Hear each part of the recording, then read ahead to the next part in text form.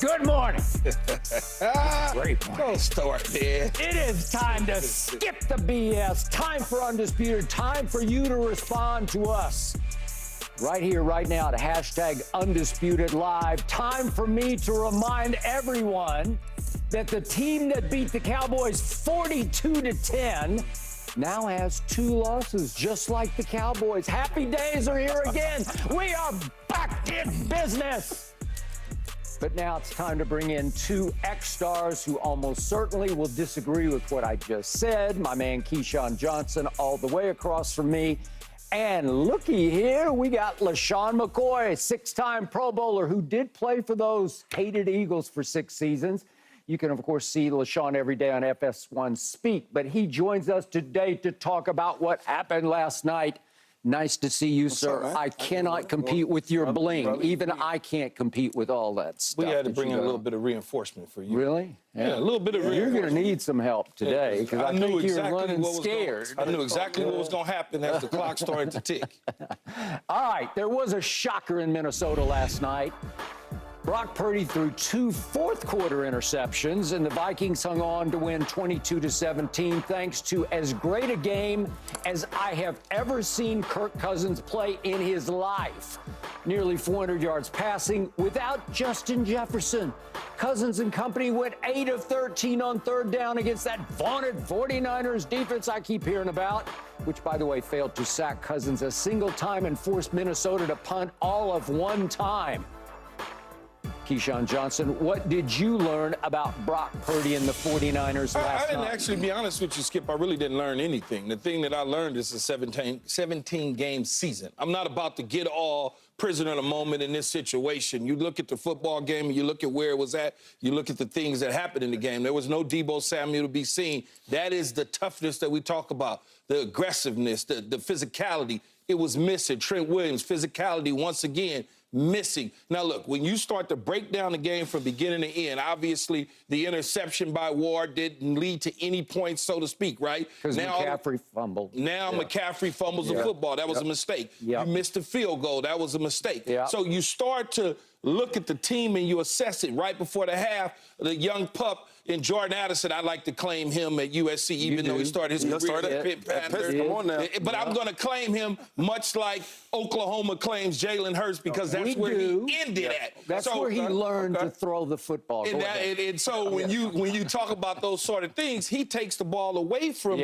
Ward, scores the touchdown. Now when you look at it, the thing that and I know I started off by saying I didn't learn a whole lot because it's a 17-game season. What I did learn is the Minnesota Vikings defense played when they needed to, solid and sound. Unlike when they played against the Philadelphia Eagles, giving up 260-plus yards on the ground and only allow 60 yards on the ground or so against the San Francisco 49ers. So they completely stepped up to the plate. When you mitigate something away from Brock Purdy that allows him to be Brock Purdy, although Purdy played okay, didn't play great, didn't play bad, last 5 minutes of the game, the 2 interceptions, ill-advised throws, in my opinion, in terms of those picks. You look at when he's played from ahead, he's 12-1, 12 touchdowns to 1 interception. When he's had to come from behind, he's had 5 TDs and 4 INTs. So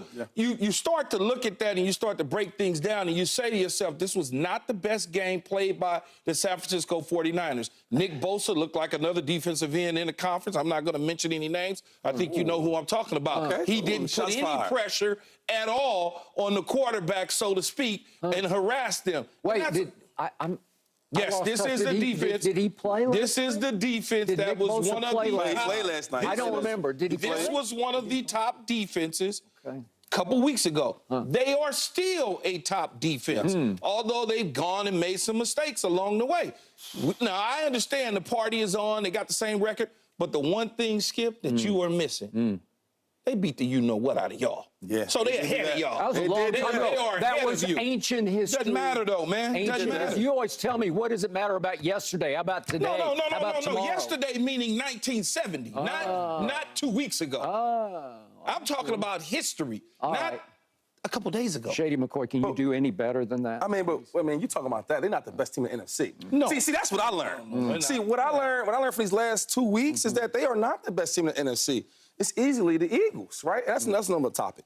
But one thing about Brock, we'll get to that in just a minute. Yes. Brock Purdy is a young quarterback, and I think these last 2 weeks his youth has showed, especially when a lot of the players are not there, right? You talk about Debo Samuels not being there, Trent Williams, and even McCaffrey not being 100%. He was not. They're used to this team being the bullies.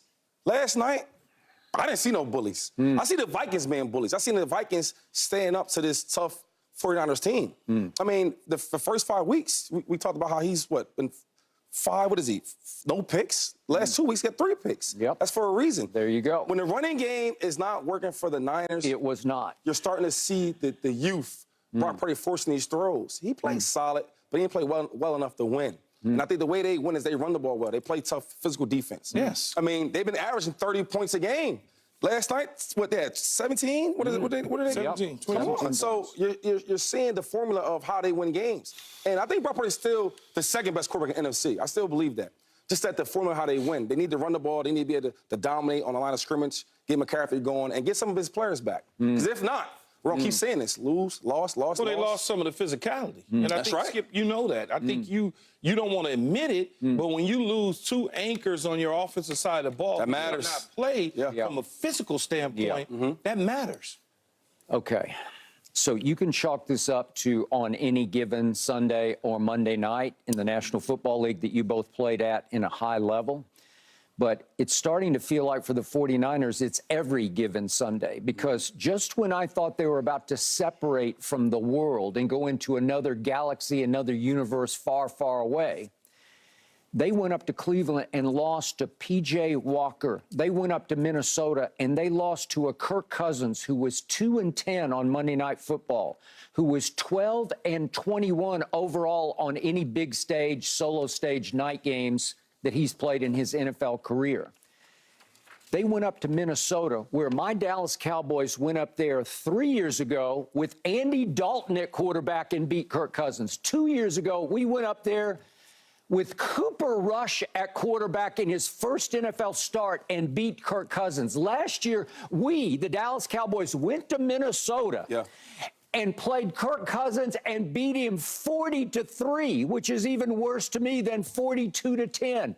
We beat Kirk Cousins 40-3, and Kirk Cousins threw the all-time party last night on a defense that I have had to hear incessantly about is dominating and too physical and blah, blah, blah, blah, blah, blah, blah. And wait a second, 8 of 13, Kirk goes on third down, and they roll up 452 yards and punt only 1 time? Are you kidding me?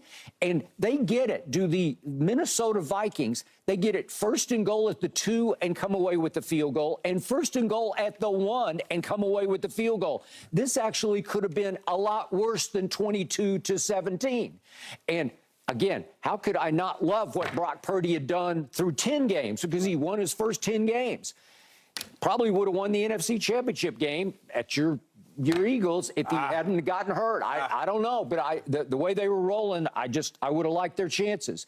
But I kept telling Keyshawn, I watched Brock Purdy a whole lot at Iowa State. I watched him for 4 years at Iowa State, and I never saw this. I saw kind of a gamer, maybe an overachiever a little bit, who knew how to play and gutsed it up and gave you his best shot and blah, blah, blah. Okay, but last night he started looking a little more in the fourth quarter like the Iowa State quarterback. He started to fall back to earth, and it did make me... How? Where? Okay. 2 picks? Two picks in the fourth quarter? So he started to fall back because he threw 2 picks at the end of the game. Well, that's not a good sign. So he started all of a sudden again. Can we see almost the made me 2 call picks? you somebody else. What's that? What did you almost I do? almost called you somebody else I used to work with. No. Yes. Don't do that. Don't do that. You don't do that. Well, I mean, he does look young, but he's a young quarterback. He's having a really good start. Could we see, here I'm sorry, I lost touch here. Keyshawn was going crazy. Here are the 2 picks. Yeah. Okay, that just sailed. Right. I mean, I don't know what that was. That just was. He just threw a bad ball. Just a bad ball. He had to get it up over the defender. Yeah, but it just sailed on him. And then the second. Are we about to see the second pick? It's the same one right here. Oh, so, okay, the second pick is. You got somebody. What we got? Float. He tries to float it. That's against. Well, yeah. first of all, you can't throw the ball back across your body. No. Okay, that's the first thing. So when you talk about a young quarterback who now in the first time has really had to engineer